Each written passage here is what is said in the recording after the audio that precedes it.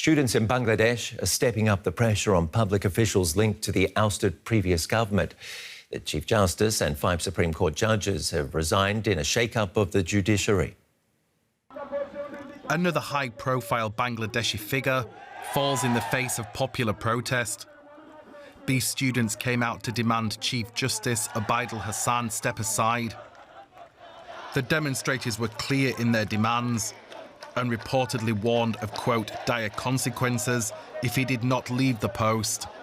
I urge everyone to come out onto the streets until the Chief Justice and other justices resign. And it wasn't just students calling for Hassan's resignation. Relatives of victims of enforced disappearance under the government of former Prime Minister Sheikh Hasina also came out calling for justice. They alleged the judiciary failed their loved ones. The judiciary didn't run an investigation nor deliver justice. We want all of those involved, including the Chief Justice, to resign. Then we'll file a case against all those who filed false lawsuits and tortured innocent people. They must be brought to justice as well. Hassan was a loyalist to ousted Prime Minister Sheikh Hasina. He was appointed to head the Supreme Court in 2023. His downfall began when he called a meeting of the country's High Court and the Supreme Court judges to discuss working with the new government. But students say they won't tolerate any connection between the judiciary and Sheikh Hasina's Awami League. They're hoping the newly formed interim government, headed by Mohammed Yunus, will help them establish a judiciary that operates without any influence from politicians or other authorities. Tajul Islam is a journalist with the Daily Business Standard newspaper in Dhaka. Welcome. Do you expect more resignations from people who held high-ranking positions under the old regime? Yeah, definitely.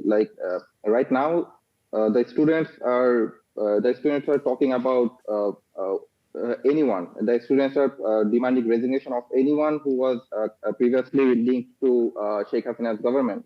So it is very likely that they will get to some other people and ask for their resignation as well, especially if they are really high officials of who served Sheikh Hasina during her regime. And is the Awami League, the party of the ousted Prime Minister, excluded from all political decisions now? As of now, I did not see their involvement in the formation of the interim government, which is kind of not really unexpected because they are the party that just got ousted. Their leader just resigned, but we'll have to wait to see if some of them decides to come back or if some of them decides to be a part of the next election. And as we reported extensively this week, Sheikh Hasina fled the country.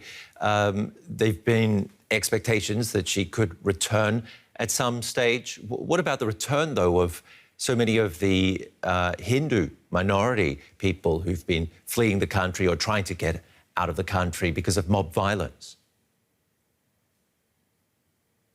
Well, in case of, we have received some reports of attack on Hindu communities. I've very few reports, and some of those reports mention that those attacks were from Hindu community, but they were also like AL men. They used to work for Awami League. That's only a few of them.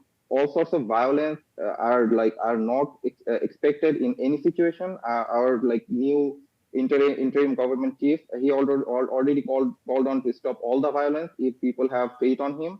And right now, as the situation stands now, students are protecting in many places of the country. They are trying to protect the Hindu minorities from getting attacked.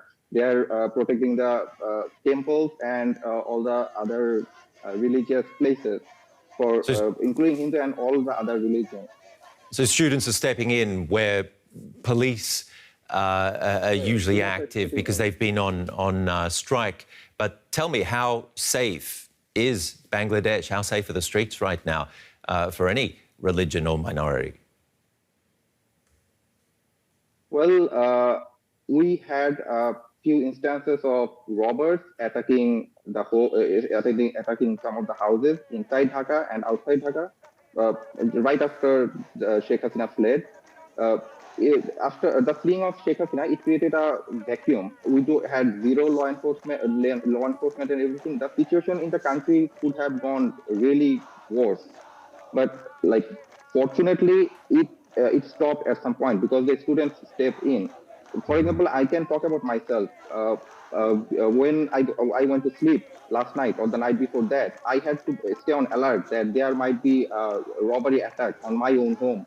But then I heard the students. They were chanting slogans. They were walking right in front of my house, and they were announcing that we are here to protect you. This area is currently safe. We will be on the street all night long, making sure that there are no robbery attacks.